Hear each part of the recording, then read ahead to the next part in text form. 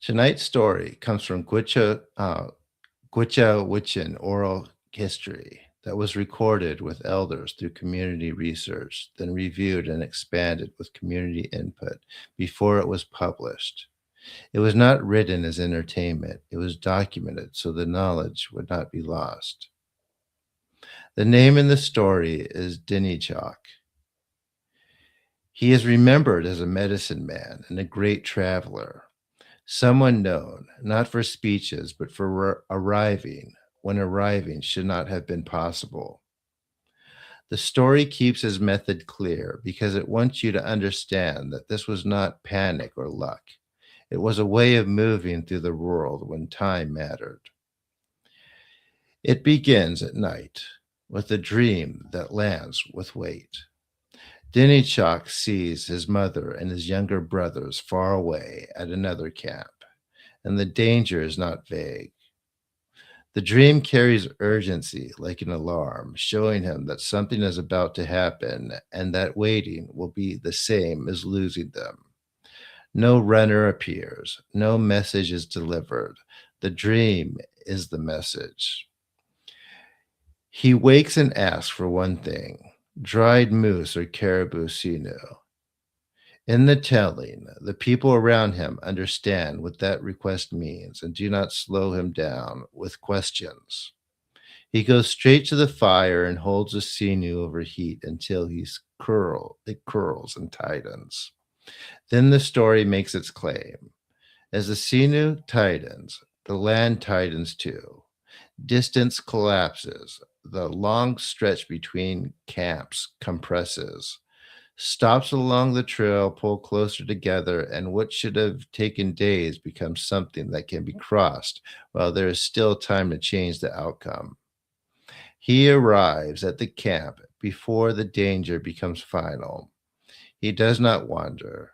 He goes straight to where his mother is being held and finds her crying and praying. The way people pray when they have no leverage left. She looks up and sees him standing there, and the story keeps that moment plain and human. No dramatic entrance, no explanation, just the shock of him being there. He asks where the boys are, and she tells him what the dream already showed him. A crowd is gathering for a game, a blanket toss, and the boys are in danger there. The plan is to make it look like play while it becomes something else.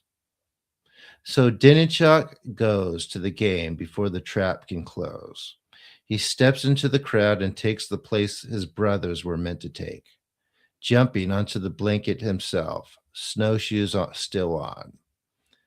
The story treats that as a turning point because the whole point of the plan is to control over a victim, and he steals that control in front of everyone. The game breaks apart, the crowd scatters, the threat collapses in the open, and his brothers are alive. The story does not end with that moment. It shows what it means to end a threat and then turn back toward survival.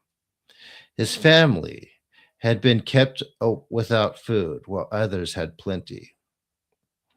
So he takes meat for them. He tells his mother and brothers to leave first and follow the track he made coming in, to walk home on his trail and not wait.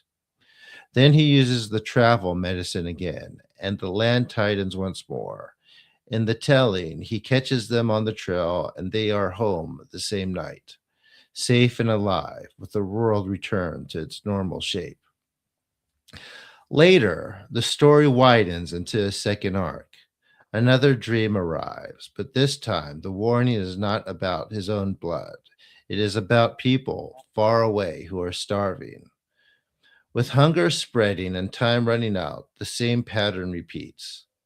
The dream is treated as responsibility, not a private experience. Then Chok travels out, lays down a way through, and tells the starving family to follow his trail back to his camp where there is food and shelter. He returns ahead of them and tells his people to prepare because others are coming. They eventually arrive, but people are weak. But then they recover. They eat until they have strength again. They survive the season because someone treated a dream like real information and acted in a practical way. When the work is done, the sinew cools, loosens, and distance becomes distance again. The land returns to normal, but the outcome stays measured in the only way that matters in these stories. People made it home, people lived, people ate, and that is why the story opens with tonight's episode. Because Joe Foxstreamer works in that same territory where dreams and guidance are not random occurrences. They are something you learn to handle with care and discernment and with responsibility. The question is not whether dreams are interesting. The question is what a responsible person does when something arrives with urgency, and what it takes to stay grounded when the unseen starts pressing into the real world with consequences. So, Joe, starting right now, where the story starts, when guidance comes through dreams, what tells you it is a signal? What tells you to wait? And what tells you to let it go? So, Joe, thank you for stepping in. Can you answer that question? And if there's anything that you could add to that story, please do.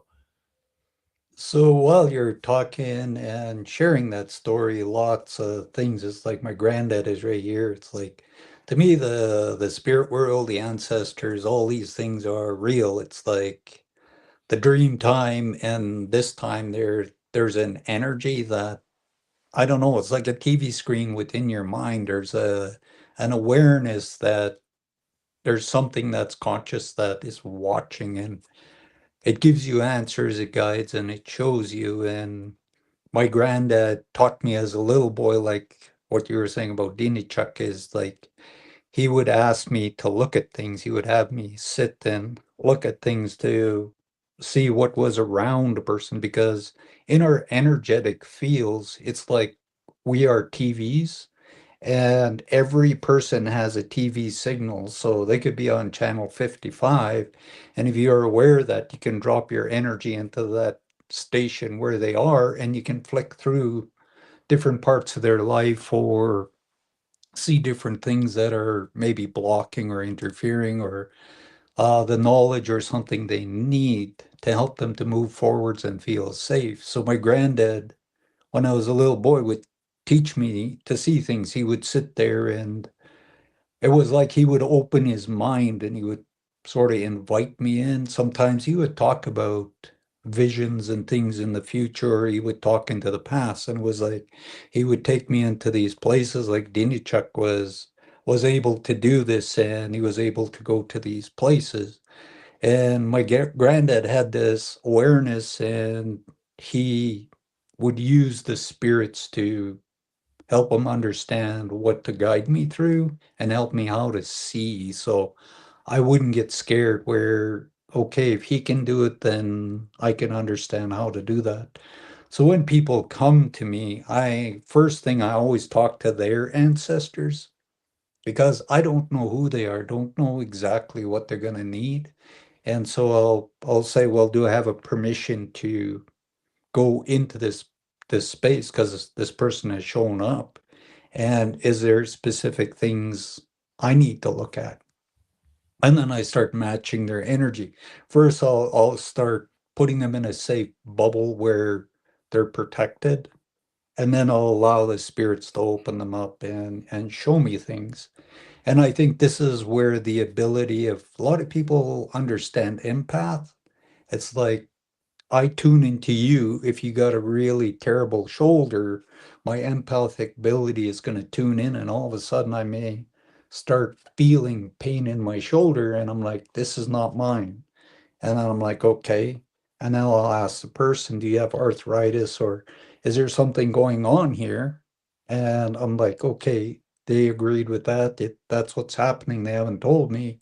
And then I'm like, okay, I'm gonna sort of go through your energies to see where things are being coming in out for me, your guides or ancestors would like me to work on. Do you want them to help you to allow this to move out and receive the new or whatever it is? So it's like I go in and out of whatever energies, and the person's spirits around them understand all of that. And I'm like, once I tune into that, I try to see where it all goes and what parts of the body, what part. It's like in Chinese medicine when they do the three bodies. Like they can Mhm. see the physical, they can see the mental, like the energetic, and then they can see the spiritual, and there's a block somewhere in those three energies. And it's sort of like I get guided in there and I sort of see where this energy is, and then I get help with their ancestors or spirits to help remove that.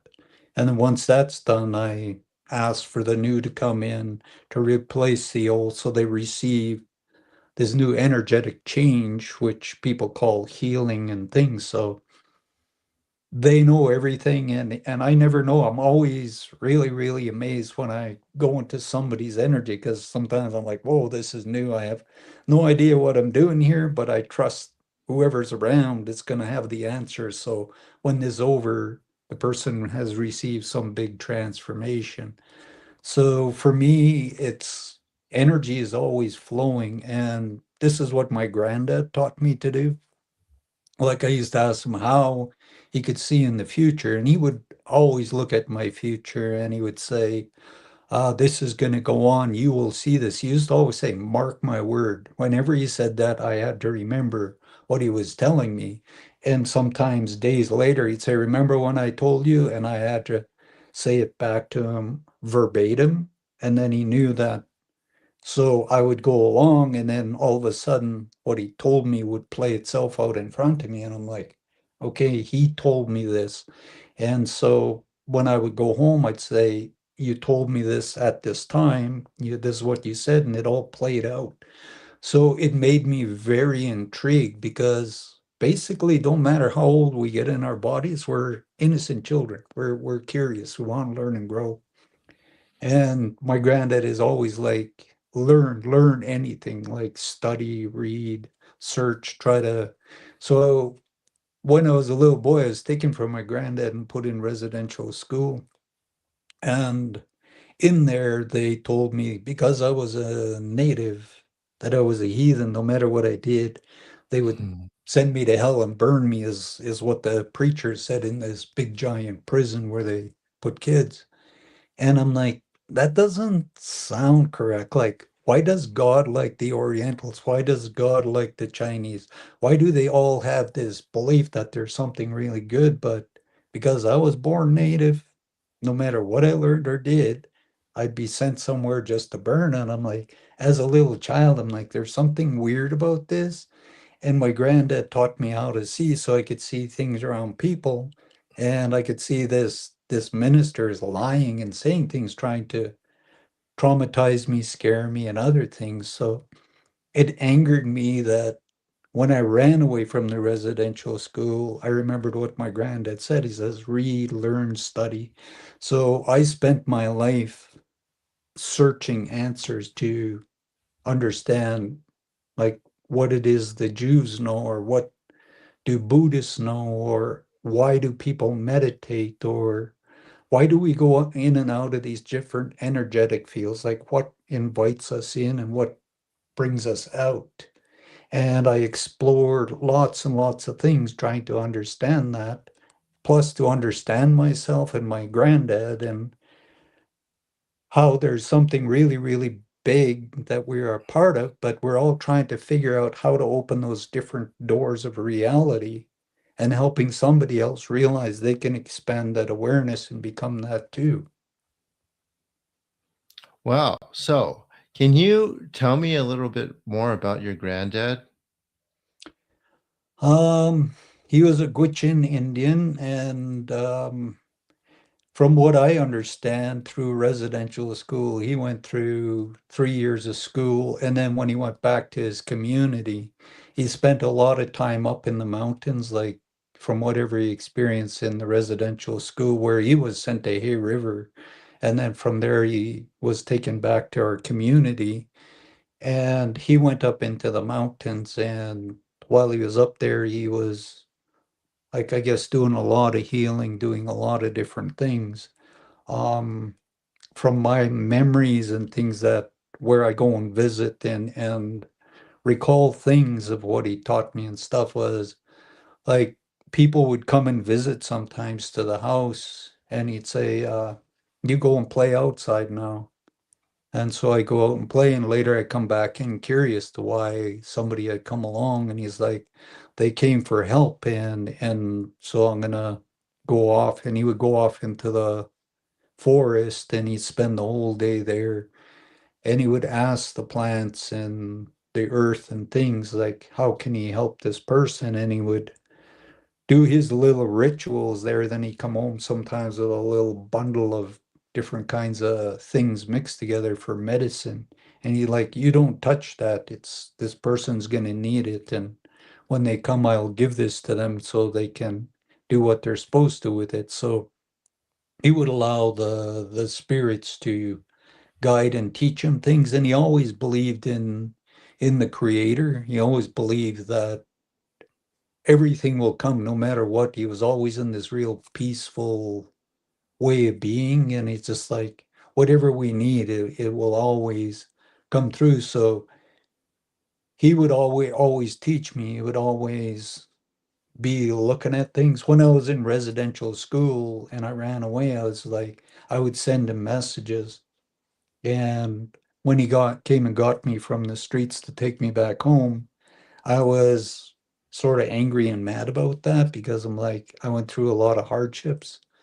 And when I got home, he's like, you had to go through that. He says, in the future, it's going to help you. So when you really understand, you can help a lot of people. So he didn't interfere with things. He would see stuff and he'd just tell me stuff and allow for me to go and explore that. And he was very private. He kept very, very quiet. Like a lot of times he'd just sort of be in this meditative state, knowing things were gonna come or go, and he would say stuff, but he kept a lot of things to himself, and I think a lot of the shamans did that. They would sort of know things about the world, but they just sit and wait until it was the time for them to step in and do things. So he would always like there's times where he would say, go in your bedroom. And I'm like, no, I'm gonna go out. And he's like, no, they're coming. Go in your bedroom. So I go in my bedroom and I'd sit there and the energy would start changing. Stuff would start happening. And then all of a sudden, like this TV would turn on in my mind, stuff would go on and time would sort of disappear. And when I would be back in my body, I'm like, oh, and then I would go out, my granddad is sitting there and you say, you sit down now and you tell me what it was you saw or what did you learn.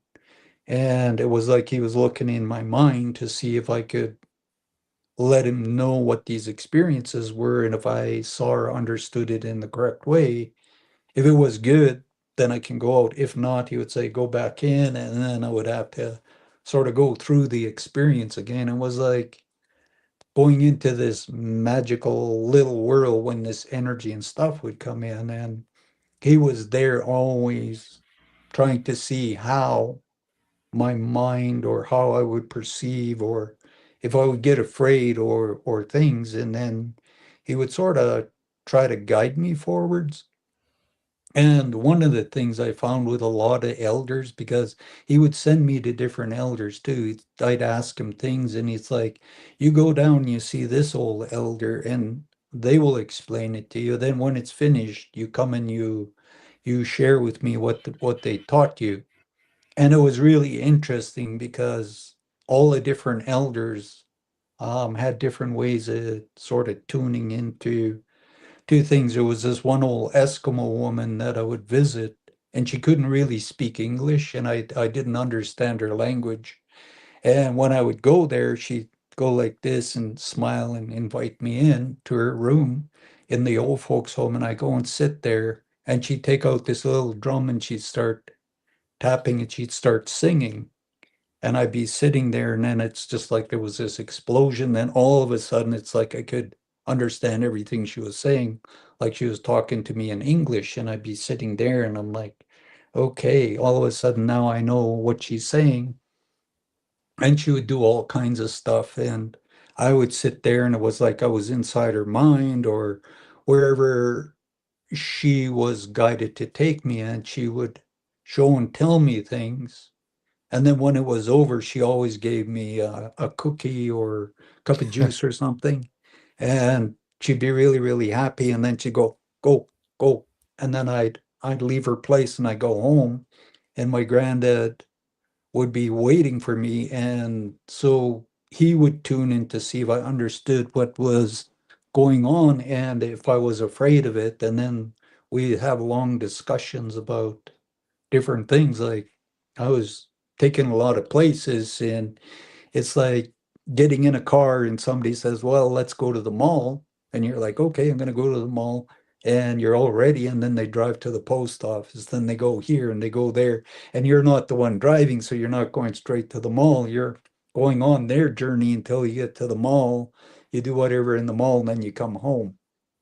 So whenever I would go to these elders, it was like they were the ones who were driving and they were taking me into different realities. And I just had to trust when my granddad sent me there that it would be okay. And whatever I experienced, um, he would try to get me to sit there. If I didn't really understand, then he would sometimes send me to somebody else that may expand it in a different way for me to try to put the puzzle together to try to figure out how it worked. And I think that's where we're all at right now on this planet is we can go into Reiki, we can go into, people want to be ayahuasqueros, people want to be different kinds of shamans and healers. And in the mind, there's millions of little doors. And when you open those doors, there's mysteries hiding behind it. And Mhm. all cultures understood this in their shamanisms, in their because when you go back to nomadic tribes who are moving, they follow the seasons, the animals and things. They allow themselves to tune into the universe and they all see things and they know, well, this is a direction we need to move and this is where things are going to be. So they would allow themselves to all tune in. It's like hive mind. Sometimes you could sit in a meditation group and somebody is seeing something, and then all of a sudden, everybody else in the group sees the same thing. And so, whatever that energy is like you all share, like you open your minds to that reality, and you all know the direction to go in. And I think this instinct is getting really, really strong in everybody, and everybody is seeking this. And there's different doors to be opened by different people. And my granddad told me to search out as much as I could. And when I would go into different ceremonies and that things would go on, and I'm like, how did I do this? Like, what's making this open up my reality to this experience is positive, negative, is it good? I know it's an experience and it's happening for a reason. So then I would talk to people about it and try to share that information. And this is where I'm always on a search to try to understand how to open more doors. Because when Mhm. I sit with people, if I sit with a person who's Jew, I want to understand his culture. I want to understand his spiritual abilities. I want to understand how he opens up. So when that reality comes in and I'm in his energy, and if I start seeing what he's experiencing, then I'm like, okay, I don't have to feel afraid. I don't have to feel like I don't understand this. I can connect on that level with him and we can explore that, or, you know, whatever is coming through, it's being presented in that moment. So I can hold that energy and feel safe in it. And this is what I spent a long time in my life trying to understand how that is. If I close my eyes and I focus on somebody, I can see what's going on with their lives, or I would tune into my mother and know what's going on in her day. If I phoned her up, she'd tell me, and I'm like, oh, I saw all that already. I know what is going on. So what makes it happen when my eyes are closed? I'm relaxing and I'm focusing. What is transpiring that's allowing my mind to perceive that, even I'm not in that watching her in the physical, I'm seeing it from inside me, and there's like a holographic thing that's going on inside the head. And I think every culture is this vibration is getting stronger, and we all want to understand how to do that. So for me, my granddad was the one that opened that reality and encouraged me to go forwards and search it out. Okay. And can you tell me a little bit about the actual spiritual tradition that you come from? Because I think there's a lot of misconceptions about Native American spirituality. Like people usually associate like meditation, for example, just with Mhm, Buddhism. Can you expand on that a little bit? Because what you were describing about your grandfather sounds a lot like just meditation. mhm. And that's what I discovered with everything. And in Native society, we don't say angels, we say ancestors, or the way we look at it is the spirit comes in. It's a grandmother or a grandfather. It's something very ancient, something so loving, and it wants to give you this experience. It wants to make you feel safe. It wants to heal you. It wants to guide you. So it's on your ancestral line. It's something that's just really, really beautiful. And it comes in. So in natives, we talk a lot about grandmothers and grandfathers. And some people say they're orbs. So they're Mhm. these colored energies, and they come in from everywhere. And when they come in, the energy gets really, really beautiful and amazing. And if I want to see them as angels, it's going to transpire and it's going to be this glowing being with big wings, if that's the way I perceive it. And the energy transforms into whatever you feel safe. It's not there to scare you or Mhm. threaten you. It wants you to feel loved and safe. So with natives, we recognize that as the things that work with us. And then we also connect with the Earth Mother.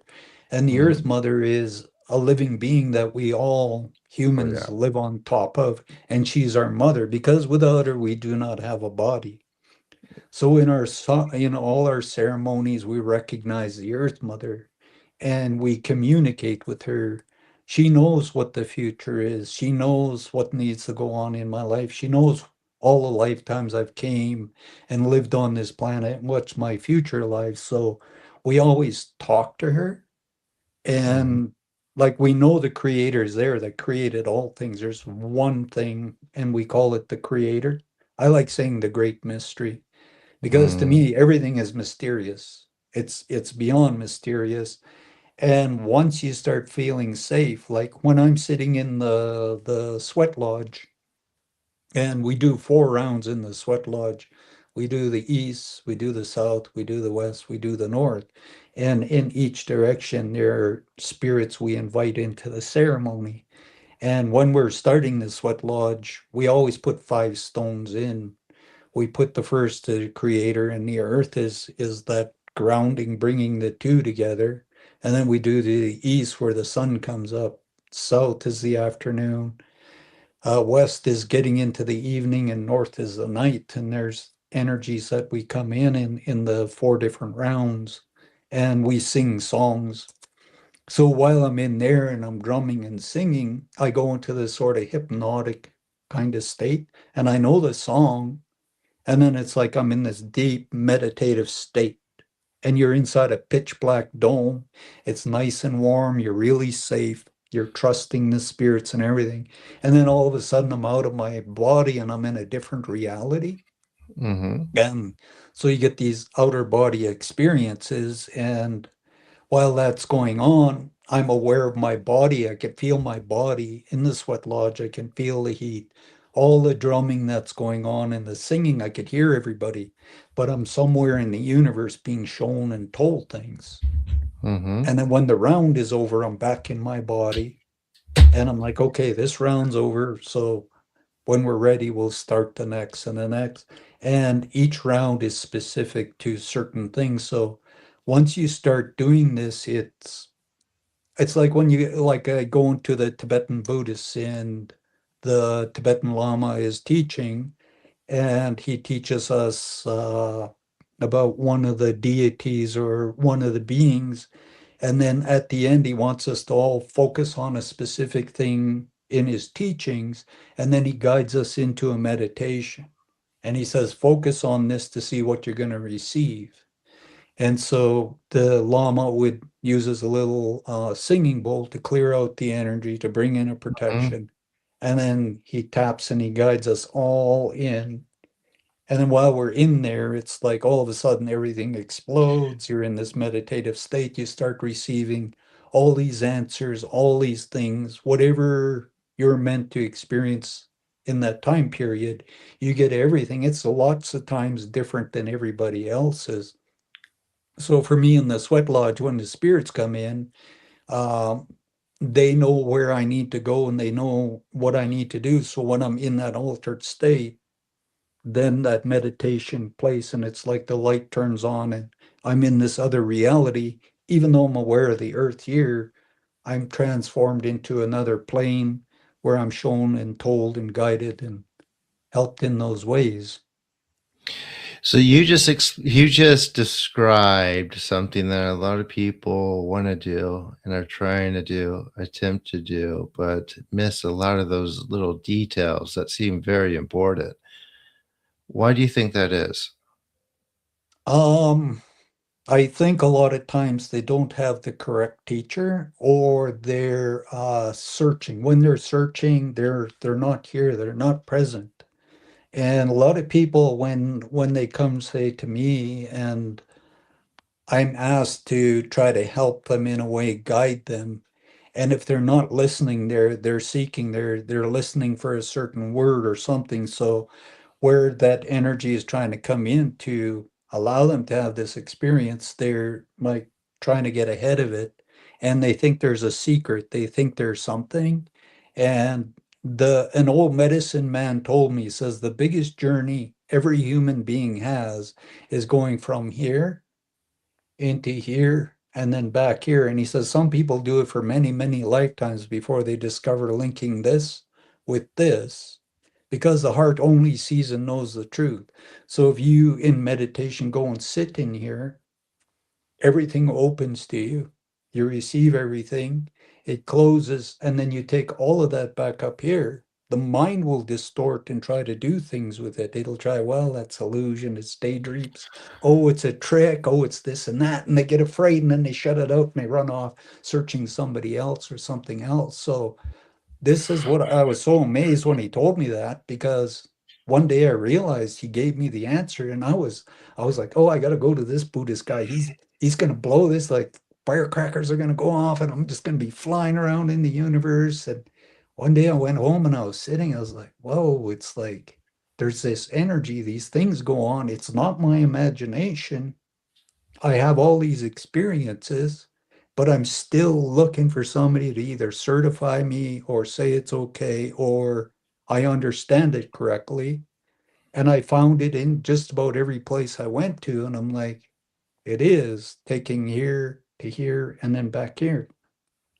And then I started finding more peace about it. So wherever I sit, I allow myself to be present in the energy with the teacher and the people.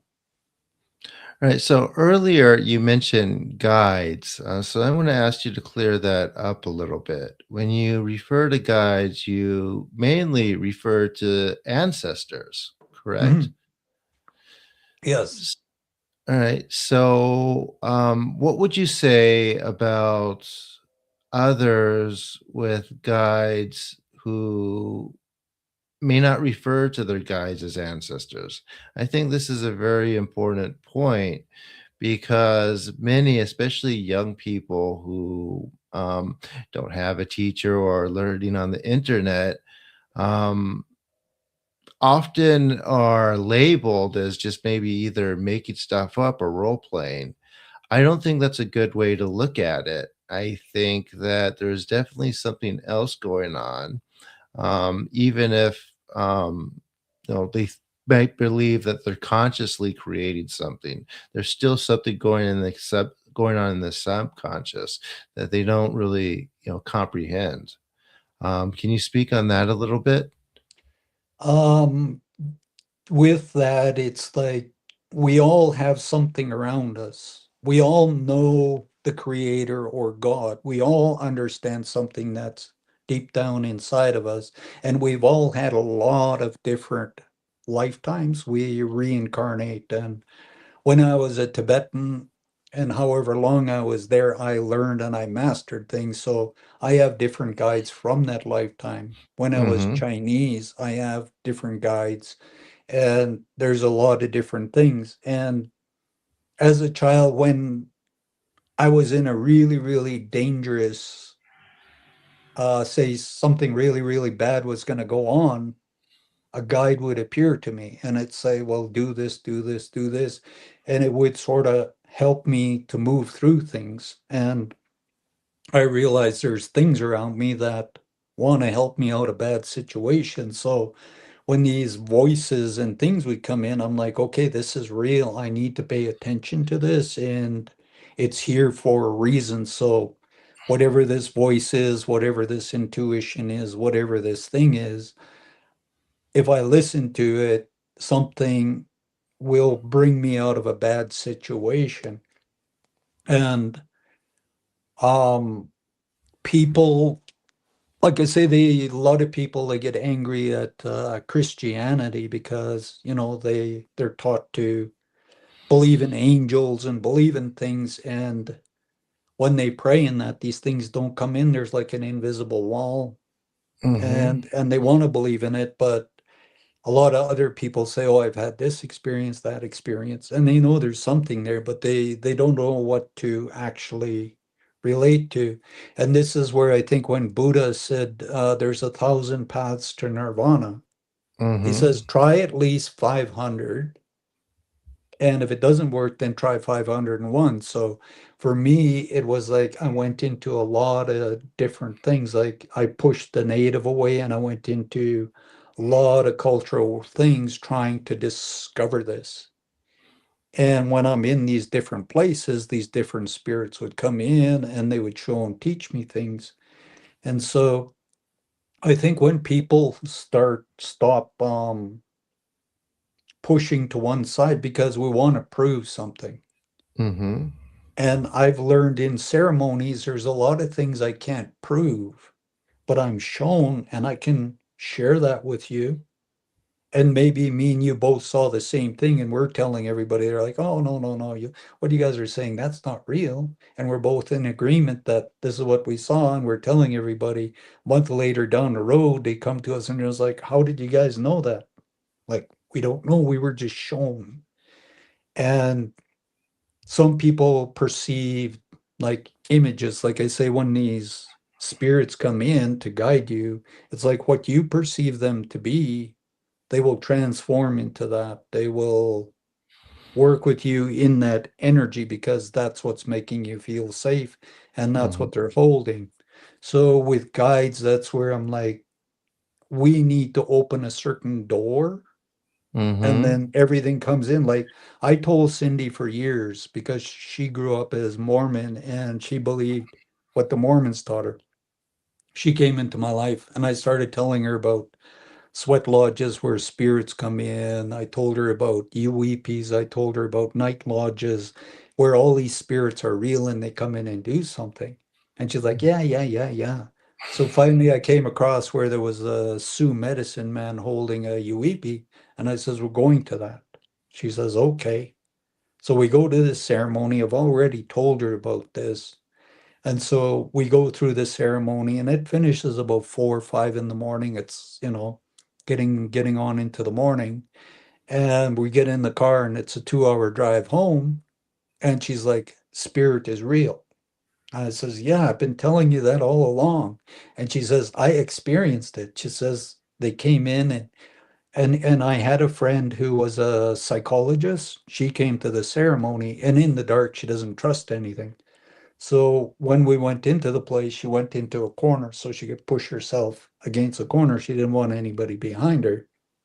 And so while we're in this ceremony and she's pushing herself back so nothing can get behind, when it was over, she came to me and she's like, how? And I'm like, how what? She says there was hands behind me, and I know this is a solid wall. There is absolutely nothing. And she says there's hands patting me, and she said there was like eagle wings behind me, like an eagle was flying and flapping his wings. And she says, but I'm telling you, this wall, there's nothing can get me behind me. I was pushed so hard into that. And she says all these different experiences happened, and when you're ready, these guides and spirits come in. So I always tell people, invite them. When you wake up every day, ask them to come in and make you feel safe so your third eye can open, so you can experience and understand who they are.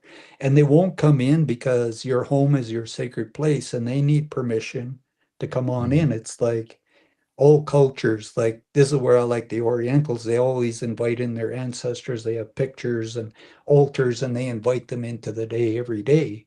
And then they experience these things because they're giving permission. But anybody that's afraid, it's like there's this big brick wall until that fear goes down. Then these spirits come in and then they start realizing this is real. So, what's your tradition's take on evil spirits? We know there is a negative force, a negative energy. I don't think we really have a word for evil. Mm. From what my granddad taught me, there is something there, and he helped me to see and understand that as a child. There things that are not positive. Like I don't like saying evil. I like saying tricksters. I like trying to say there is something there that's either going to scare you or try to fool you or it wants to make you believe it can harm you. And so trying to understand that energy is there and it's real. Like I talked to Cindy about this a lot of times. And me and her go a lot of places to help people. Like sometimes people is like, there's real bad things going on in my house. Can you come over and see if you can help us with that? So I always try to make Cindy aware that she needs to be really safe and that certain things can go on, but we're inviting the light. We're inviting these spirits, people's spirits and things to come in to look at everything. They have the solution and knowledge how to clean that out or remove it. Mhm. And so we do know there is a force that is there that is not positive. I don't try to reinforce it because too many people, when you use the word evil, Yeah. man, it's done. People want to run and everything. But if you can look at it a different way, then you're a little more safer of seeing and going, okay, that's there. But there's this energy that will remove you and keep you out. You're not welcome in my space. I think the reason why I like to, or I prefer to maybe use that term is because there's so many individuals or people because of Christianity that label anything non Abrahamic as evil in nature. But in reality, these type of spirits basically can't help themselves Hmm. because it's within their nature to do harm. So Hmm. there's a very clear difference between the 2.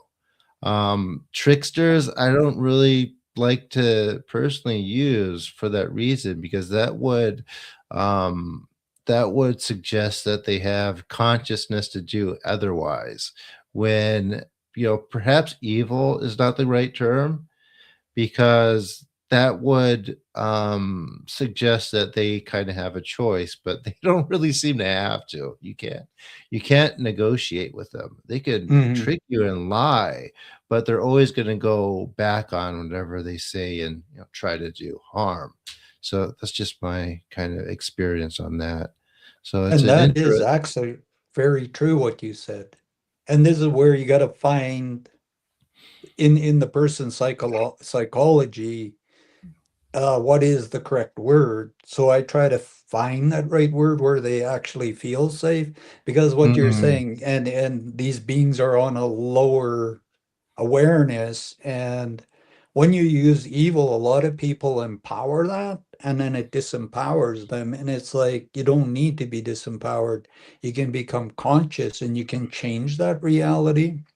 And if you teach them the right thing, they can free themselves from whatever is that. And there's so many kinds of spirits, and mm, sometimes people they get afraid very easily because of superstition or because it's not something they fully understand, and they allow that energy to come in. And if you really understand mhm. that from there's an energy, there's a light, there's something around that can help you and change that reality. Yeah, these things feed off of fear. I've told people a few times, it's like, hey, I could help you, but you got to stop being afraid of this thing because it Hmm. only can hurt you if you let it hook onto you on that kind of like crevice you're making with inside your energetic bodies that's allowing it to attach to you. Exactly. And these beings are energy. So our Hmm. minds are like movie theaters. And if we're afraid, it can see that very easily and it knows exactly how to manipulate and pull you in. And if you can turn that off and sort of turn on a light bulb, they don't like the light. They start running away. They're like, ooh, need to get out of here. But if I can get you scared enough and you shut that light bulb off, then now I'm in control. And a lot of people are empowering this. They're playing in things. They're doing a lot of stuff. One of the things that a lot of people are doing are drugs to kind of shift their consciousness, and they believe that this is like a native thing or native belief for some reason. Can you talk about that a little bit? Um, we say there's certain plants that are helpers, and Mhm, the shaman understood how to use it to open up different planes in the right way. Like they didn't just ingest it to go in and out of different realities because it can get really, really crazy. And the shamans would use that energy to open up and connect in a way to see into different energy places to help people. But with me, what I found is like the sweat lodge, there's no drugs, the Sundancers, no drugs, the night lodge, Uipi.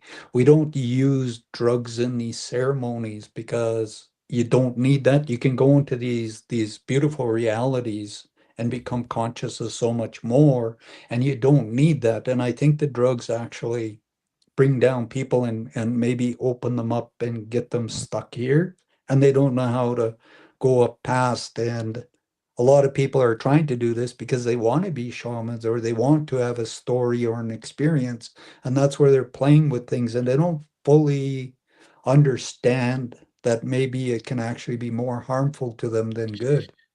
and traditionally, plant medicine, it was, like a science, correct? Mhm. It was very, Exactly. very specific, very in-depth, and there was a lot to understand. People would mix these things to have different effects, call on different spirits and for different plants.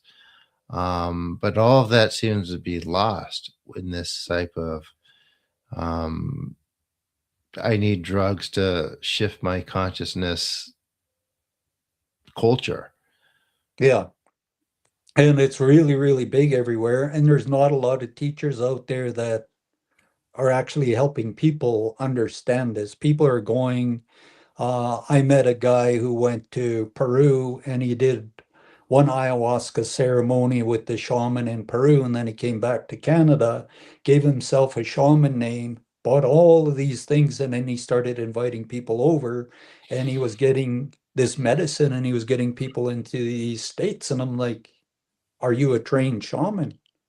And he's like, no, I went down there and I came back and I just now I'm a shaman. And I'm like, that's scary. You can end up hurting people. And it's like these people grow up in these families where they're trained in the tradition as children.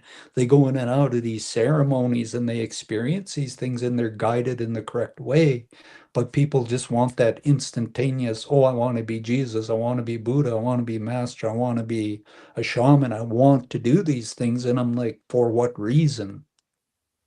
Yeah, for sure. I don't think it's really something that's chosen. If you um, listen to anyone who has even innate ability, it's not something that they called on or prayed for or asked for. It's just like, I could just do this, and maybe some of the right people showed up, or even some of them might have never not known any teacher, and they Hmm. seem to also naturally have an aversion to trying to avoid all that stuff, or they try to avoid all that stuff, like built in naturally, which I found doing this to be quite interesting.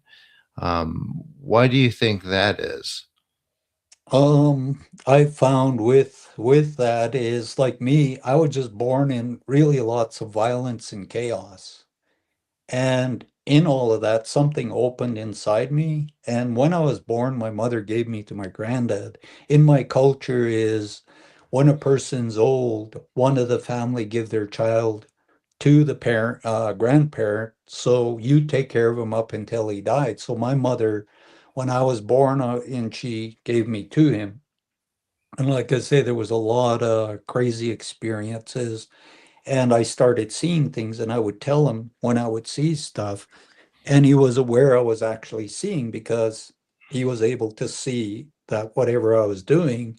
And he started trying to train me and all of that. And this is where people get very, very confused. And I've had spirits come in, and like one time I went to a place and it was a bunch of young guys, and they invited me over for the weekend, and we were going to sit around and smoke a few joints and have a beer and just laugh and enjoy it.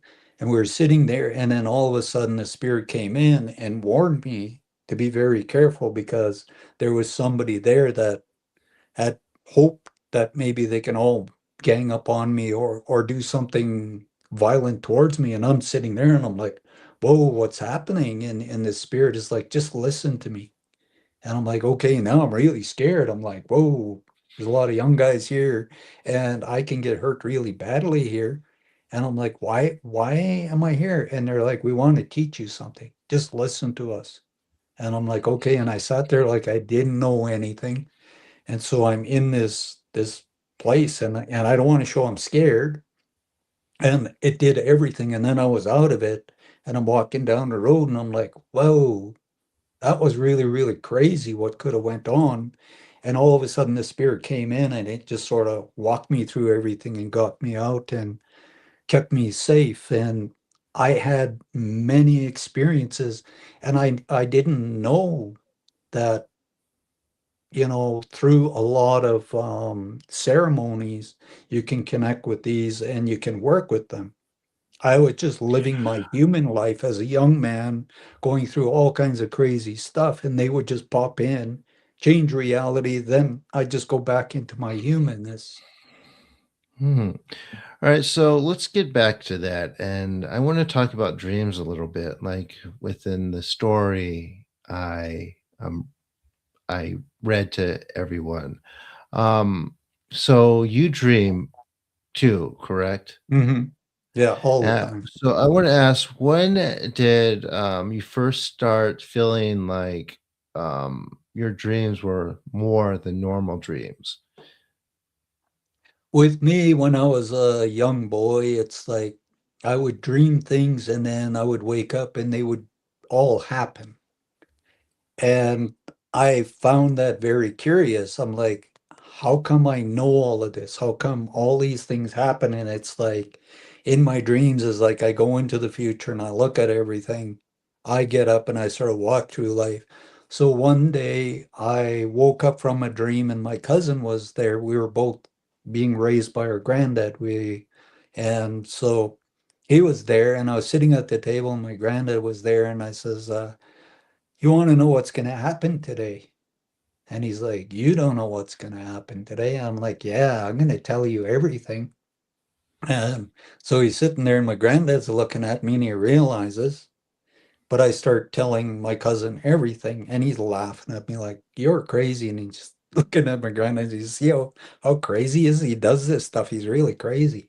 I'm like, I'm not crazy. And this is what's going to go on throughout the whole day. And he's looking at me and making fun of me. And I'm sitting there, my granddad's like, you stop this. You're going to scare him. He doesn't understand and know what this is. And I'm like, this is what went on in the dream. And this is what we're going to see in reality today. So I head out the door. He heads out the door. And then we end up meeting at my friend's where everything is going to start. And so we're over at my friend's, and then I told him his dad is going to be sitting there. He's going to hit his cup of tea. It's going to fall over and get on his leg. And he's got this cigarette, and he's going to surprise him. And he's going to hit himself with a cigarette. And sure enough, this old guy is sitting there, and his arm hits the tea, and it's hot, lands on his leg. He yells, and he hits himself with a cigarette, and it flies. And my cousin looking at me is like, you said that was going to happen. And then from there, the whole day played out like this. And when we got home at night, my granddad and my cousin goes to my granddad, this guy's really evil. This is what he made happen all day. And I'm like, I didn't. That's what I was shown. Why do you think he automatically went into you made it happen? He was very afraid of me because his third eye wasn't open and he didn't want to believe in these things. And my Mm-hmm. granddad would try to teach him and help him to understand this. But he was very, very close to it. And my granddad said I had to be very careful around him because there was times he would get really, really frightened of me. And if I would say things, then it would happen. And my mother, the same way, I would tell her certain things would happen to people and things. When it happened, everybody is like, oh, you and the devil are always doing this. And that was from the conditioning of residential school. They were programmed that anybody that sees spirits or sees things going on, it's them. They're the tricksters. They're working with the devil and something that's really, really bad. So, people would be very afraid of you, and I had to learn to stop doing that because a lot of people were very scared. I think that this is why stories like the Din and Shock stories are so important, so that people understand that this was a thing and it was always a thing before any of this stuff, appeared. Mhm. But when I was researching the story, I was a little shocked because it seems to have a lot of cultural significance. But there was not even a single YouTube video about the guy, which Mhm. was a little surprising to see that a cultural type of folk hero would not have any mention anywhere but a few books that were recorded from elders. What's the current situation within Gwich'in type of society regarding these stories? How are they seen? And do people take them seriously, or is there any type of revived interest in that with young people? They're really trying hard to revive the old, but what the residential schools did, just about wiped everything out. Part of our tribe is in Alaska, part of it is in Yukon, and the other part is in the Northwest Territories. And it's like Gwich'in are a certain tribe in an area, and we have different names for the different people. And the ones who kept most of the legends and the stories, and that is Alaska, like the American government sort of kept the people living in the way our ancestors did. So they hold on to a lot of the old stuff. In the Yukon, Old Coral, they hold on to some, but in the area I'm in, it's been just about decimated and wiped out. And a lot of kids sort of laugh at that, and it's sort of like fairy tales or fiction. And they don't have that connection because residential school over 150 years or whatever has literally wiped that out by taking kids from their families, sticking them in here and then Christianizing them, sending them back, and then doing this, generation after generation up to now. So trying to bring it back is like anywhere you go, even in the United States with the Sioux Indian, or you go to the Blackfoot or the Cree or anything, none of the kids are interested in learning about these spiritual beings and the things they taught, and they were real and actually living and practicing this. It's like they've become so westernized, like they're really like a lot of them, they want to be rappers, they want to be gangsters, and you bring up native and they just close their ears and they just don't want any part in it. So it's really, really sad with how that's going on with the native society, and they're working so hard to try to bring it back and revive it. In my Hmm. community, they're trying to bring back the language, they're trying to bring back people so they can go back on the land and live with nature and start coming back into this balance with everything, and then learning the stories and all these other things. It's quite a job to try to reverse because like I say, most people just don't have any interest. They're in this world where they got to make money, they got to pay for this and that. And they're like, I just don't have any time. I just, so they just keep pushing it aside. And there's a few people who are trying to hold on to this in a way and find maybe the right children that will absorb it and then carry it into the future. All right. And what is your opinion on that? I think we're going into something very big. I think we're ending a big epoch and we're ready to start something totally brand new. And I think people on the planet are going to realize and they're going to sort of come together as a human family. And they're going to take all their spiritual stuff and sort of bring it together, and they're going to rebirth it brand new. And Mm. we're going to bring in a bigger awareness that we're ready to step into, like from visions and that, like I was shown like the Earth Mother rolling, things changing, stuff going on. And it's like how everybody is going to want to survive. And those ones will come together and they will all use and share their knowledge to move into the future. And I always say we got to be the teachers of the children because they're lost in a world of confusion. And we need to give them that right teachings and understanding so they will get into the future and bring in all these new things. And this is what my granddad Mm. told me. It's the woman and children that are going to change the world once they wake up and realize and unite and come together. I hope so. I do hope so. So, back to dreams. I want to ask you: has there ever been any dream where perhaps you didn't follow and you regretted it later? Um, there are a few in my life where I was told to do certain things, but being a human and being stubborn put me in a really, really bad situation. And it was to teach me that they are trying to help me and they're not deceiving, they're not trying to mislead me or whatever. And because I wouldn't listen, I experienced something that wasn't good, but it was a teaching. And it's like, okay, I want to listen.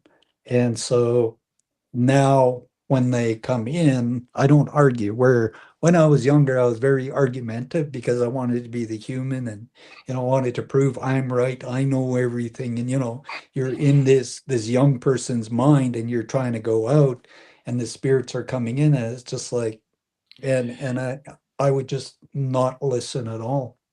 Just My so do granddad they would say that. hmm, do they ever have you ever had dreams where like a symbol or, some words repeated themselves until you got it? Oh, I Or have that lot still today. Even from when I was a little boy, I'd be shown things like one dream I have is really interesting. hmm, It's like I go back in time and I'm at this native village and there's all these teepees around and everybody is sick. And I could hear this baby crying and it's like I go to these tents and I open the door and people are in there and they're coughing and I'm like, "Where's the baby? I'm here. I have to help the baby." And the person is coughing is like, "We don't know what you're talking about." And I'm like, "I came here. I'm supposed to help." And so I go to all these different TPs and I get just about to the end of where all these teepees are, and there's this guy standing there and he's challenging me and he doesn't want me to go and find this baby that I need to help. And he's like trying to prevent me. And still today I have that dream and I'm like, okay, what is this? Like, I hear the baby crying and nobody in this village wants to help, but somehow I have to get there and this person is preventing me. And I always wake up at that point and I'm like, I want to get past that. I want to get to this point, like whatever this is about the baby and other things, I need to get beyond this person so I can finish the dream. now, how do you disseminate, helpful information like that or the spirits trying to tell you something from just noise? I always ask them to prove everything. If this is Mhm, real, then certain things are going to go on that's proving. So I get familiar with the energy. So when it comes in and they show me something, I'm like, oh, this is that energy that they keep proving. Like whenever I'm in this energy and it comes in, I know this is going to be the reality, so I can trust this. And so I'm like, whenever I get shown things, I'm like, okay, you're going to prove that to me. I'm not going to say it's my imagination, daydreams, or tricks or anything. All I know is when I get in the future, this is what's going to play out. And so I do that. I don't try to disprove or argue. I try to go, okay, I'm a participant in this, and this is going to be manifesting in my reality. So I walk forwards when it happens. I'm like, okay, this is what I was shown, and now this has played out. now, how can other people develop this type of dream ability too, where they receive messages easier than, I guess, they normally do when they have a dream and wake up and forget it right away? So I think for a lot of people is they think dreaming is just something that's not something they need to pay attention to. So a lot of people, I'll say dream journal. As soon as you get up, try to write down the dream. Maybe do it for a month or two and then go back to the dream journal and start reading them over to see what came true, what happened, because people have this deja vu, and this Mhm, is where the universe uses deja vu to prove that they already showed you this. And you're like, mhm. already did this. The person's dressed this way. We already talked about this. We had this experience. And I'm like, the deja vu is showing you in your dream, you already went into the future, visited, and you're right on your path. That's what the deja vu is. You're manifesting and creating this reality. So when you start dream journaling, you're going to start seeing symbols, you're going to start seeing different things, maybe water in the dream. And you're like, "Man, I'm seeing water a lot. So what does that symbolize and mean to me?" And then you're going to start analyzing and you're going to start getting the answers to all these different kinds of little things in your dreams that usually we just blow off. And they're brought back into us so we can pay attention and go, wow, this really is guiding and showing me, and I need to bring it through stronger. What is your, biggest, Dinny Chuck moment where that parallels the story that we read the most closely? So a really cool one when I was a little boy and I dreamt that I would one day be in a city. To me as a child, I didn't know what a city was. I grew up in a little tiny community of Eskimos and Indians, and I only knew that. Like I didn't, look into dictionaries or the world. And so in the dream, I was in the city. So when I woke up, I sat with my granddad and I told my granddad, one day way in the future, I'm going to live in the city. And I took papers and I was trying to draw this outline and things I was seeing as this child. And my granddad would over and over try to get me to tell him every so often. He says, now you remember this because one day in the future, you're going to see this. And when I was around 26, I was sitting at home one day and I was talking to the universe. And then all of a sudden, I got this memory of this dream. And I'm like, oh, yeah, one day I'm going to be in this city. I'm going to be living out there. So I was working for housing association. That was my holidays. And I thought, well, I'll go and visit my sister. So I flew out to Edmonton and I went and visited her. And my cousin says, let's go and visit a friend. I'm like, where are they? So we drove out of the city and we go to this place where a friend was supposed to be, but she wasn't there. Her sister got sick. She had to leave and go and see her. So we turned around, we're driving back to the city. And as we go over this one hill and we're getting close to the city, there's the outline of the city. I went, oh my God, this is a dream I had when I was a little boy. And then I ended up moving to Edmonton and my whole sort of life moved forwards. And there was a lot of dreams that played out from my childhood that sort of got me to where I am. And there's still others I'm waiting to see manifest and create. All right, very cool. All right, so is there any type of um, so you mentioned dream journaling. Is there any other type of way that people can, because this is something that I think people are really interested in, develop this or even learn a little bit about native spirituality? I think people have this idea that it's closed off, that no one wants to teach anyone anything. And I think that comes back to no patience and not really understanding that there's a reason why everything isn't taught at one time. Hmm. So they think you're maybe trying to hold them back. Yeah, Um, with the natives, it's like storytelling, and they do it over and over and over until one day you realize they've been giving you the answer all along. Like when I went to the sweat lodges with the elders the first time, and they says we want you to be Muscapios. Muscapios in Cree means servant of God and servant of everybody. And they'd say it's like Jesus. Jesus served everybody. And so they would make me get the fire, do the rocks, do this, do that. And I did it over and over. And I'm like, when are they going to teach me? When are they going to help me understand all of these different things? And one day I stopped and I was like, whoa, I've been doing this all along. And they've been teaching me, but they do it through stories, they do it through different ways. And the prophecy is the natives are supposed to take their knowledge and share it with the world.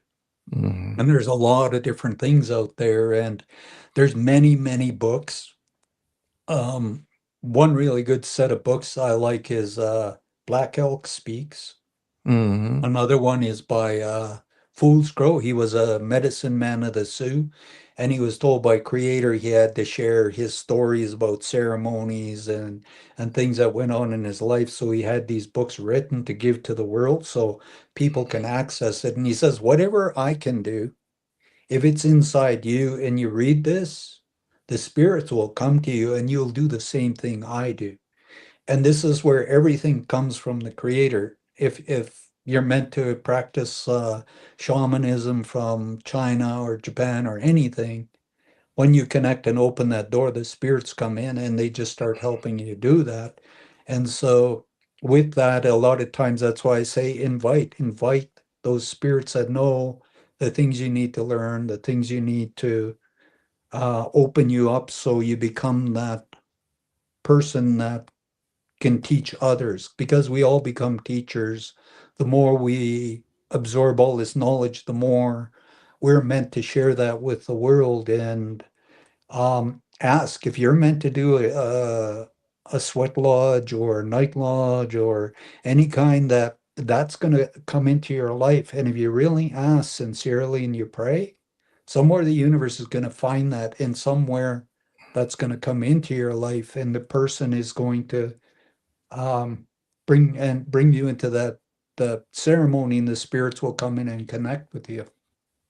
So I've found, um, maybe recently, maybe a little bit longer than recently, a lot of young people especially type of sort of try to bypass these traditions and create their own, and perhaps do this type of kind of weird extraterrestrial ET type of spirit outreach that sort of bypasses the very rich traditions that we have, here on Earth. I Mhm. wanted to hear your take on that. Yeah, I always say the 3D spirituality that we're in right now is people are trying to jump from kindergarten to graduating university, and every culture has a way of teaching to keep you safe. Hmm. And there are doors and things that'll open when the time is right. So if you follow it in the correct way, everything will open to you. You will just step into that. You will be that energy when you arrive in that moment. But people are searching you out, me out, and a lot of things, and they just like, oh, I just want to be you. And I'm like, I went through nearly 64 years of my life to become who I am today. And I had to go through all these experiences, and I had to search out many, many kinds of teachers and experiences to absorb all of that to be who I am today. And to be a shaman, you have to have the life experience. And once you have that life experience, you step into that moment, and that energy is there, and you're receptive to it, and it has made you everything. It's like if you want to be the best baker in the world, make the greatest cinnamon buns, then you have to learn how to do it, and it's going to take time until you're able to do that. And I think all these experiences give you the ingredients to become Hmm. that, but everybody is fast tracking. And I think because we're in that energy where everything is ready to rebirth into something new, we all feel we need to catch up. And it's like we're trying to do everything so fast, but we're not being patient enough to find those correct things that allows us safely to move in that direction. Now you have clients and you do some workshops. Can you tell me or tell everyone a little bit about those? Okay. My business is called Fox Streamer. I was given that name by an elder. It's the name is Shoni Homble, which translates into Fox Streamer, and I name my business that. And basically, I use native knowledge. I use different knowledges I've gained throughout my life to tune into people and see how I can give them um, answers or help them to unlock doors or make them feel safe. Or um, and while I'm working with them, I tune into their energies to see, over a long distance, what I need to do to help them, because basically I could be on the other side of the world and their spirits are saying, do this, and then they will take that energy and remove it. And I say I'm just a conduit. I'm just whatever the spirits need, I'm just in that energy. And so I call it clearing, because there's so many different things that we need to release before we can invite the new. And when we Hmm. invite the new, then we have spontaneous healing.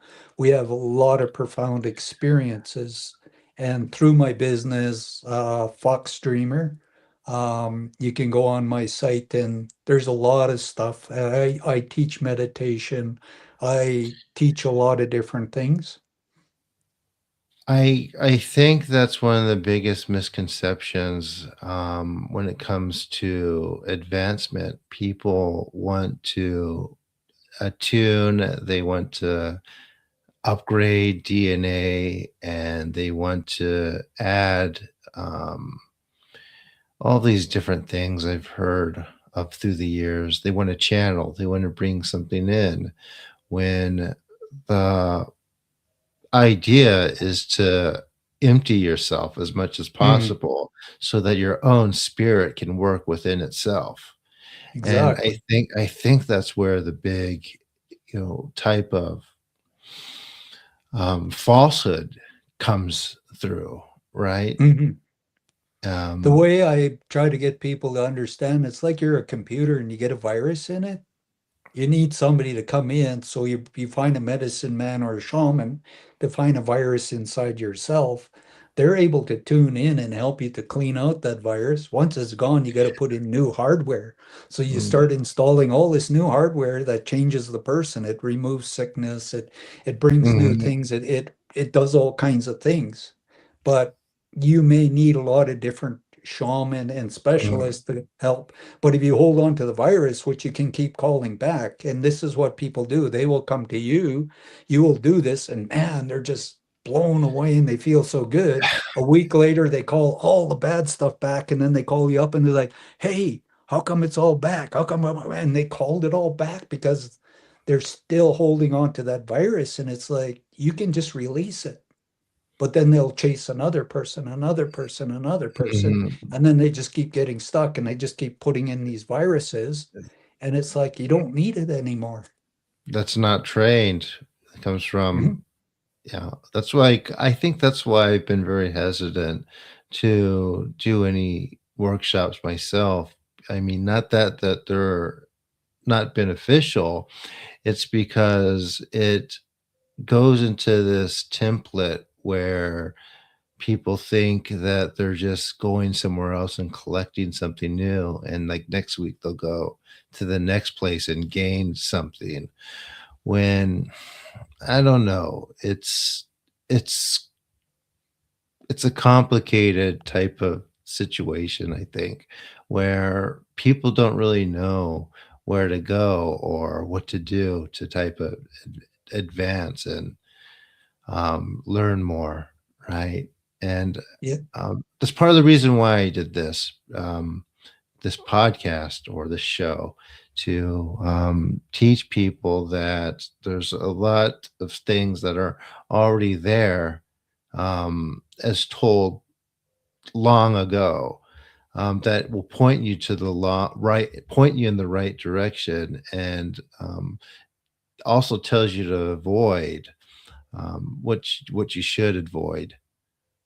hmm and this is where I think the universe maybe is trying to move you in that direction to teach. And people got to realize you got to start at the beginning. You got to open the door and you got to step in and you got to slowly move forwards in the correct way. As you're doing that, their gifts will activate. And it's like, okay, what is your gift showing you? Can you sit in that and be patient enough to receive the answer? So it transforms you and it transforms somebody else. And can you teach that to somebody else? So there's more of us out there doing these good things. And this is where I'm like, there's not a lot of really good teachers. And I think maybe the universe wants you to start, because I would love to do big retreats where I would teach and take people in and out of really lots of big, profound experiences that will stay with them for the rest of their life. And they can maybe help somebody else experience that too. For sure. So I want to ask you, what is the significance of the fox in your spiritual system? In the fox it's very intelligent. Like in the Arctic where I'm from, in the winter, the winters are brutal, and these little tiny foxes, they manage to survive. They're very, very intelligent. And so with them it's like they have an awareness and they have really, really good hearing too and smell. Mhm. So they're aware of everything all the time. And so when the old medicine man gave me the name, he was from a different culture. And he wanted to go in the sweat lodge to see if he can get a name to name me. And I'm like, I didn't ask him for that. And he one day asked me, he says, can I go in the sweat lodge and get a name for you? And I'm like, if you want to do that, because I know it's a long time. I know you got to keep going in, you got to keep praying and doing stuff. And then eventually somewhere the spirits come in. So when they came in and told him to name me Shoni Homble, which translates into fox dreamer, and he says, they said it's like you dream things into creation. You help people to bring things into their reality. And this is why they gave you the name. And then he went into like a 3 hour explanation of what the spirits had shown him and all these different kinds of things was involved in the name. So, and another thing is like even the Mayans, when they looked at the Milky Way, it was way over here thousands of years ago. It was in the image of a fox. And they says Mm, when we get to the fox and the fox is right over us, the Milky Way, that's when the Mayan calendar says we step into the new reality. And now when you look at the Milky Way, we are right below it now and we're ready to move into that bigger reality. So they named the Milky Way way back in time, the fox, which was bringing our new reality and our new dreams. And so this is where I chose to name my business that after that spiritual name I was given by the old medicine man. all right. So, with that being said, I wanted to do a type of healing for everyone here that we're both going to do for everyone. And how this works is, you do your thing like you do normally. Say if you do one person or a group of people, and I take maybe add to it what needs to be added, and it amplifies it out towards everyone here and from now and into the future. People watching this recording, they will all benefit from it. So I guess without further ado, I mean, we could do that. Are All you? right. So when I do this, I always tell people invite their ancestors, spirits, all the good things, everything that loves them, that knows their future, and the energy will stream through. I use my eagle feather and I use this diffuser. We call it brushing off. So this is Mm, like a medicine. It's got sage, it's got lots of different healing medicinal things. So I use that and that energy comes through to people and I just focus and I allow the energy to channel and flow. And I'll spin the thing or I'll flick the feather to sort of cut or disconnect or remove energy. And I'll try to tune into wherever it is and just let the creator come in because the creator knows everybody out there, even 50 years in the future, who needs to receive the healing and blessings mean you will do today. all right. So without further ado, shall we begin? Oh, I do want to Yes. say one thing. I am going to do the Inari Norito, which Mm, is basically the goddess of the foxes. mm, So we will be calling on fox spirits to go out and do their blessing. As you said, they're very intelligent and they're quite powerful too. So mm. I hope everyone has a very profound experience. I hope so. Yeah. And they can close their eyes, meditate, Flo- just allow the beautiful energies to flow. All right, exactly. So here we go. All right.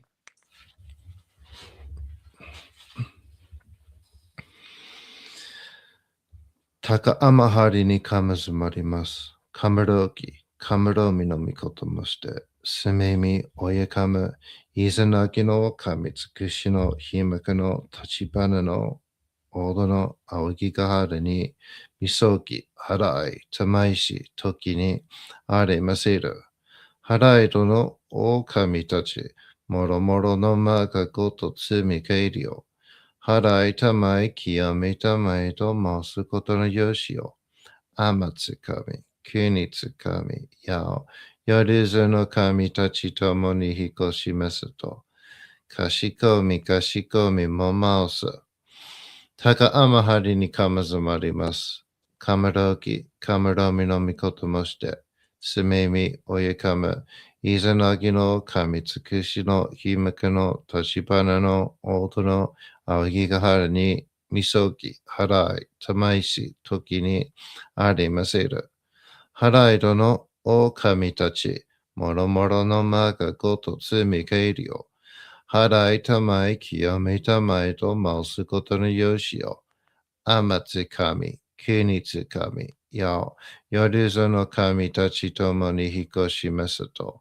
かしこみかしこみもまうす。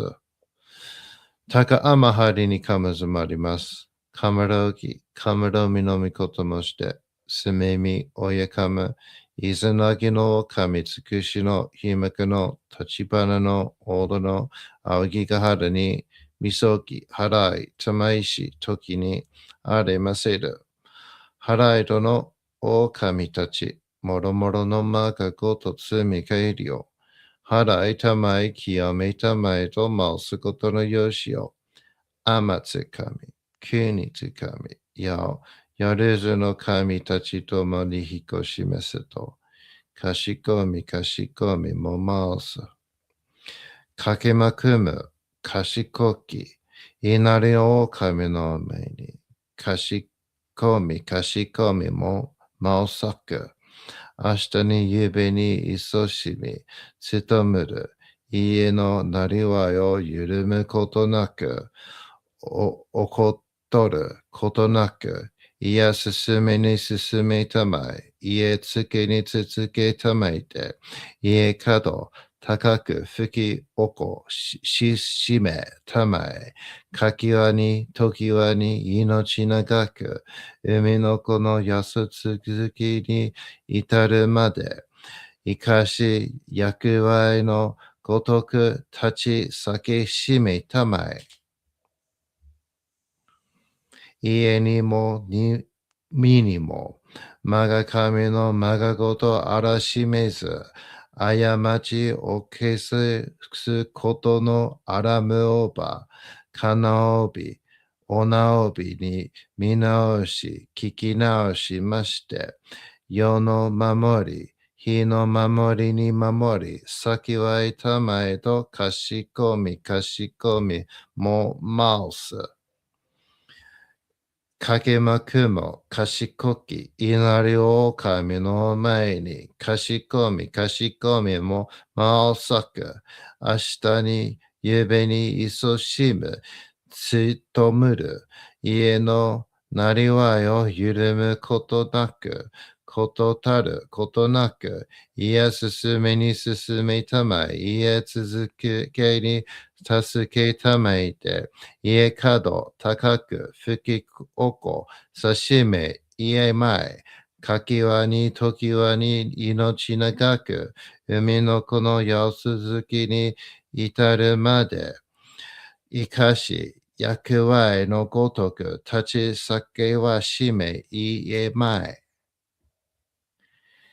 家にもに身にも、まが神のまがことあらしめず、過ち犯すことのあやらむおば、かなおび、うつおびに、見直し、聞き直しまして、世の守り、日の守りに守り、先はいたまえと、かしこき、かしこみも、まおす。かけまくもかしこき稲荷を神の前にかしこみかしこみもさく。明日にゆべにそしび、ちとむる。家のなりわいを緩むことなく、おこたることなく、家進めに進めたまい、家続けに続けたまいて、家角高く吹きおこ、さしめたまい、かきわに時はに命長く、海の子の名を続きに至るまで、生かしゆく前のごとくいたちさ、返しめたまい。家にも身にも、長神のまがことあらしめず、過ち犯すことのあらむおば、かなおび、おなおびに見直し、聞き直しまして、世の守り、日の守りに守り、先はいたまえ、と、かしこみ、かしこみ、もまおす。どうすの神。あまてらします。せめみ神の耳にを伝えて教え導きのたもわけ。人はすなわち神と神とのもとの主たり、何時の紳士の痛ましめることなかれ。この故に目にもろもろの風情を見て、心にもろもろの風情を見ず、耳にもろもろの風情に触れて、心にもろもろの風情に触れず、心にもろもろの風情を思とも、中心にもろもろの風情を思わず、この時に清く潔きことあり、もろもろのノリは影と形のごとし、清く清ければ汚れることなし、ことを取らばうべからず、皆花よりずの身となる。若みはすなわち六根処女なり。六根処女なるがゆえに、ごぞの真君兄なり。ごぞの真君兄なるが、ゆえに万物の霊と体なり。万物の霊と体なるが、ゆえになすところにごて成就せずということなし。無常霊法、真珠仏教、天上無休、名誉入賞、神奈川列、払いたまい、清めたまい、守りたまい、先はいたまい、照らしたまい、導きたまい。高間の腹に神ずまります。攻め神たち、いやわらしたも、特殊の水の宝持ちて、余てる国てる引け雨のほあかり、くしたま、ねぎはやひのみことに、静けたもこと教えてのたまわく、今しこの水の宝持ちて、中津国に雨下り、あうひと草沈め収めよう。あうひと草および、よりずのものの病のことあらば、かむ宝を持ちて、見からいた沈めに起きて、見たま沈めの祭りをなして水の宝を振るべ、その噛むほきの言葉に曰く、木のい木のと、火のい火のと、土のい土のと、かのいかのと、水のい水のと、ひふみよいむなやことにのとふるべゆらずいらかしたてまつることのよしをもちて平らきくきこしめせと命長く子孫羽時はかきわに守りたまい先はいたまいかじたてまつり人生人命心にきかじ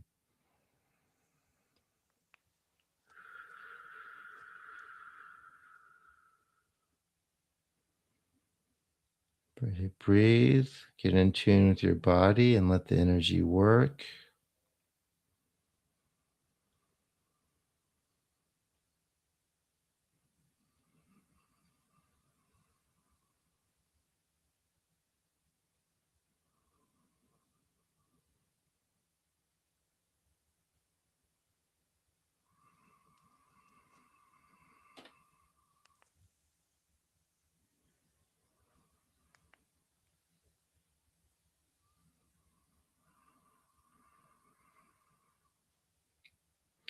Takame no hara ni kamuzumarimasu. Kamurogi, kamuromi no mikoto moshite, sumemi oyakama, izanagi no kamitsukushi no himaka no tachibana no odo no awagikahara ni misoki harai tamaishi toki ni aremaseru. Harai do no o kamitachi, moromoro no maga goto tsumi keirio. 払いたまい、清めたまいと申すことによしよ。天津神、国津神、や、よりずの神たちともに引こしますと、かしこみかしこみも申す。Taka amahari ni kamazumarimasu. Kamaroki, kamaromi no mikoto moshite. Sumemi oyakama. Izanagi no kami tsukushi no himaka no tachibana no odo no awagigahara ni misoki harai tamaishi toki ni aremaseru. Harai dono o kami tachi. Moromoro no ma ga goto tsumi kairi yo. Harai tamai kiyome tamai to masu koto no yoshi yo. Amatsu kami, kunitsu kami, yao, yoruzu no kami tachi tomo ni hikoshi meseto. Kashikomi, kashikomi mo maosu. Taka amahari ni kamazumarimasu. Kamarogi, kamaromi no mikoto moshite. Sumemi oyakama. Izanagi no kami tsukushi no himaka no tachibana no odo no awagigahara ni misoki harai tamaishi toki ni aremaseru. Harai dono o kami tachi. Moromoro no ma ga goto tsumi kairi yo. Harai tamai kiyome tamai to maosu koto no yoshi yo. Amatsu kami, kunitsu kami, yao, yoruzu no kami tachi tomo ni hikoshi mesato. Kashikomi, kashikomi, momaosu. All right, Joe, is there anything you want to add? I just want to say that welcome in the great mystery. Learn to sit in the light and allow yourself to experience the beauty of the universe and have peace inside yourself, knowing that there's something loving guiding you safely into the future. And if you ask, the right teachers and blessings will come into your life. Kan nagara tamachiyamase. Kan nagara tamachiyamase. Kan nagara tamachiyamase. All right, and there we have it. Thank you. I liked that some places I was there, just like as you were chanting it, just like my body just started moving with your chant. I found it very interesting. I got like, oh gosh, I'm gonna have to sit with it for a little bit. I don't know what that was, but I mean, I definitely felt something. Oh, Yeah, I yeah. asked you to receive a really big blessing for whatever is to come in your future. I saw a light coming in, so whatever is yours, it's yours. All right, great. That sounds good. So, yeah, how was it for everyone else? Let us know in the chat and the comments. And I want to give you everyone the opportunity to ask Joe some questions. So go for it. Um, Anything else you want to add, Joe, before? No. Um, no, I just appreciate this, and I thank everybody for spending time with us. And like I say, just slow down, especially in this year of the horse, and with this today is the eclipse and other things going on. Take the time to slow down and just know things are going to come to you, and there'll be a lot of transformations and good things. What would you say for people who feel like there's a lot of turbulence going on right now and we're in the wrong direction as a people and a society? I think what they're doing is they're tuning into everybody's and they're trying to change everybody around them instead of changing themselves, finding that peace. So when people are around them, they realize they can become peace too. And I think when we get pulled into that soup of the world where there's so much chaos, it just spins everybody. And it's like, oh, I need to come into me. And if I'm peaceful here, I think everything around will start doing the same thing. Ah, see, that's something that people miss, right? They think that they need to change everybody, but once you Mhm. become yourself peaceful, that causes the immediate world around you to become peaceful too. And people miss that so they miss that so much. They think they need to go out and fight, but Mm. if they find self-peace, that's infectious. That is very powerful because everything you do affects your family and everybody. And the more peace you find, the more they start realizing they're peaceful. An old medicine man always told me if you heal one thing, you affect 1,000 people around you. And I'm like, that's very powerful because when I go in and I change things, I know it affects my whole family and it can create fears and different kinds of illusions or paranoias and stuff. And I just got to go into that peace and believe that they can transform and discover and find that joy and peace for themselves. All right, doesn't I guess we've answered everyone's questions because no one seems to have any. So I guess that's a good time to wrap this up. I'd love to have you again. I think that was a great conversation. Thank you for approaching it with seriousness and care. And yeah, I appreciate it. I enjoyed it very much. And for everyone watching, if you've ever had a dream that maybe carried real weight, like a warning, a message, or a blessing, or something that you could not ignore or turn away from, leave a comment. And we're going to wrap this up, but this will stay here for as long as the internet allows it to. Keep it simple. Let us know what happened and what you did next. Like I say, I read all your comments. I try to answer them all. And with that, I will say this is Folklore After Dark. I will see you next time. I thank you so much, Joe. I will Thank see you, you too. again. Thanks. Have a beautiful day.